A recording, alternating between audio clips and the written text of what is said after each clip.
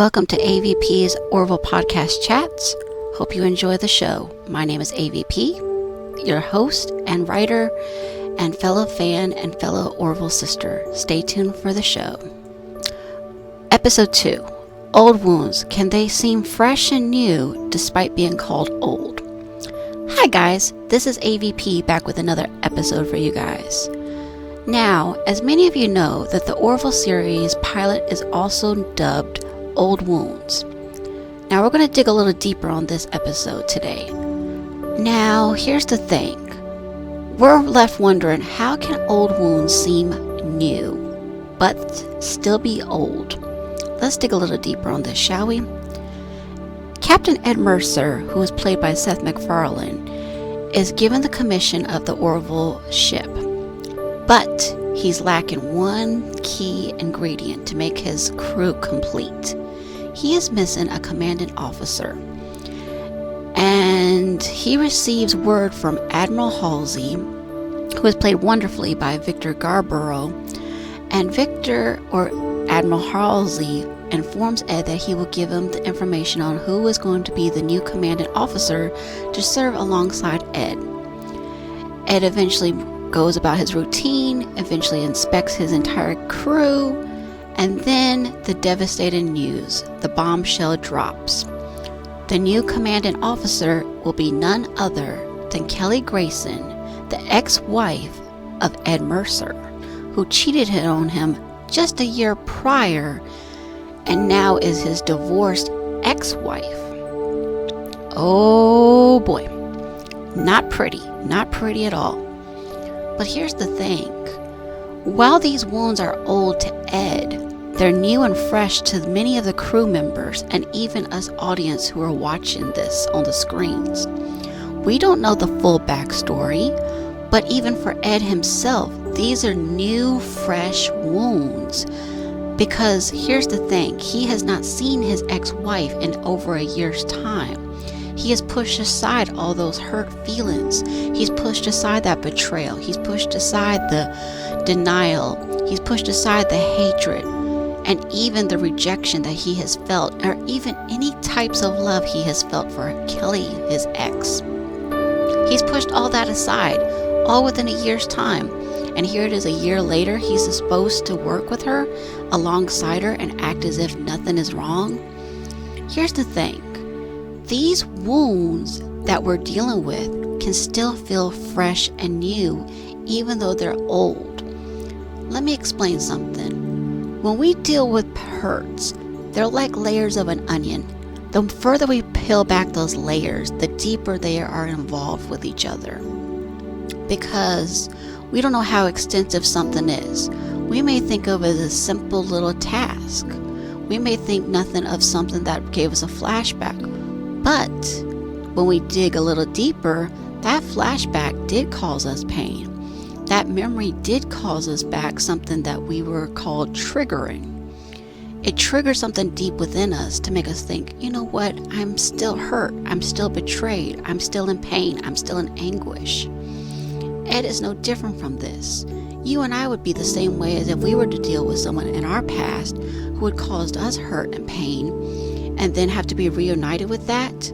All that would be flooding back into our minds, saying, oh, now I remember why I call you my ex. Now I remember why I don't want to be around you. Now I remember why I rejected you.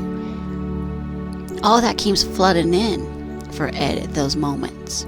So, like I said, for Ed it's old, but it's also new all at the same time. So with those kind of experiences that we're being around, we can use those hurts and past hurts to either make us better individuals or bitter. Know those two words, bitter and better. Bitter is spelled B-I-T-T-E-R. Better is spelled B-E-T-T-E-R. Notice that one difference in the two words? The E and the I. Those two key letters change everything. That basically means, in my own words, that we can either choose to be bitter because of what's going on in ourselves, or we can be better from it. Ed at first obviously rejects the whole idea of saying, Why do I want to be around somebody that's hurt me? Why do I want to be around somebody that betrayed me? Why do I want to be around the person that rejected me? The person that even cheated on me? But here's the thing. Ed has to come to that conclusion on his own. No one else can make those decisions for him. In these kind of cases, we have to make the decisions for ourselves to determine, will we make ourselves stronger and stay and look into the future? Or are we going to look to the past and stay stuck in that rut and never move forward? Think about it. You can be better or you can be bitter. The choice is totally up to us. I think Ed and Kelly eventually learned to love and respect each other because they've never had to work alongside each other as in depth as they had before. Ed has always been out of the picture and Kelly was always left pushed to the sidelines. But to be with each other day in and day out and in very extreme circumstances, everything from fighting an alien to even being a kidnapping or even dealing with some heart-wrenching situations such as a gender change of a baby of an alien race. They have to deal with all these heart-wrenching things together. And they've never had to deal with these kind of things that they would have never was otherwise. Ed's always been, well, I had a busy day at work, but it doesn't go into details. Now he can't just say, well, yeah, I had a busy day at work. She's right there alongside him. She sees what's happening. She's sitting right beside of him in the commander's chair. She can't just turn it off. He can't just turn it off. And if he has any feelings for her, well, that comes when it comes. But like I said, Ed had to choose to move past that old wound of her betrayal and everything she did to him in order to start a fresh chapter in his life. Because of that, he can move past those sarcastic remarks that he makes to some of the alien creatures that they made, saying, oh yeah, you need a backstabber in the back. I know a good person. And he points to Kelly. I'm obviously paraphrasing, but you can get what I'm saying. Ed does not want to be around her. He wants to make everyone else not like her. He wants everybody to think he's the good guy, she's the bad guy. You get the gist of what I'm saying. So if Ed can eventually move past all of that hurt that he went through, of a betrayal, a cheating scandal, a divorce, eventually Ed can move past that and eventually start a new chapter with her. And it sort of becomes like a joke between the writers and even the crew, kind of wondering, is Ed and Kelly going to stay together? Or are they going to be separated? Or who knows? We never know from one episode to the next. That's the thing that's so cool about this Orville series, that sometimes we're saying, okay, it looks like they're going to get together, but wait, there's a twist. No, they're not. Or wait, yes, maybe they will. Maybe there is hope. So what I'm trying to say is, even though the episode is called Old Wounds, some of these old wounds do come flooding back in fresh new ways. Because Ed had not seen his ex-wife in over a year, like I said, and those wounds came back to him in a fresh new way. Because he didn't know what she was going to be like. He didn't know if she had changed. She didn't know if he had changed. They didn't know what had happened in that year's time. All they knew is that they had not seen each other, and here it is, everything keeps flooding back. Oh, you cheated on me. Oh, you're the backstabber. Or you're the one that was the workaholic. You were the one that was away from me all the time. And now you're in my life and I gotta work with you day in and day out. That takes enormous courage for Ed and Kelly both to say, you know what, I'm gonna set aside my differences with this person and eventually start a new chapter of that person. Now, that's not always the case for all of us.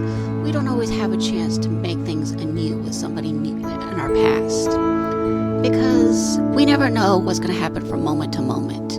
If we get a chance to start a new relationship, maybe it's a good thing, maybe it's a bad thing. I know I myself have tried giving new chances to people in my past, and sometimes it's pulled off and sometimes not so much. But like I'm saying, you've got to make sure you're willing to do that kind of thing. You've got to be vulnerable and say, you know what, I'm going to open up my heart, I'm going to open up my emotions and see what happens. Sometimes we can hit a home run with it. Sometimes we can succeed. Sometimes we might fail so miserably and think, you know what, let me just hang my head in shame and say, I'm never going to try again. That's the thing that's so cool about the Orville series. All this happens with the whole scenario of seeing Kelly and Ed reenacting with each other, wondering, well, you were in my past before, but now you're in my present, and maybe even in my future. Am I willing to open up those wounds again? Am I willing to start again with you? I don't know. And here's the thing. Kelly had to say to the Planetary Union, Admiral Halsey specifically, saying, I want a chance. Let me start anew. Let me show to Ed I'm not the same person that cheated on him. I'm willing to begin anew. I'm willing to begin a new chapter in my life. Ed himself had to take a chance too to determine, do I want to open myself up to that again? Do I want to be around somebody that had backstabbed me? Somebody that had hurt me so badly before? Ed eventually does decide to forgive her. Ed eventually does decide to open up to her and start sharing with her. And you see him move from all that betrayal, all that hurt, all that sarcasm, where he's eventually saying, okay, let's work together. Like when they come up with the idea together on how to defeat the new Krill that are obviously their enemies in the background waiting to attack. They have to work together very, very quickly and decide together what they're going to do to defeat these enemies. They work quickly and it pulls off great.